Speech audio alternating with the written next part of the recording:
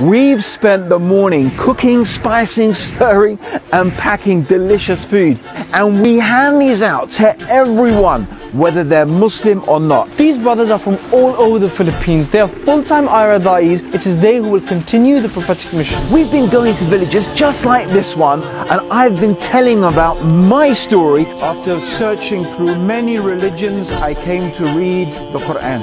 And every time I finish my story and we tell them about the message of Islam, the most amazing thing starts happening. All the villagers raise their hand and start saying,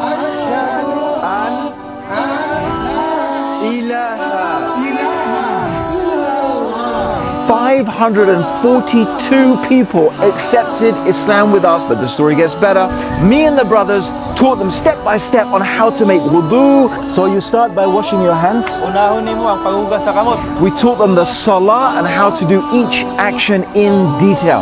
Our era, we don't just get trophy shahadas and then leave the new Muslims. One of our core principles is the aftercare. We got cows for these villagers.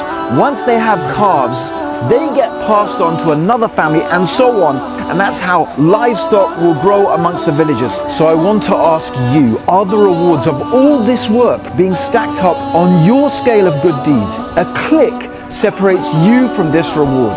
Click the link or the button and give a regular donation. And please do not forget to share this video.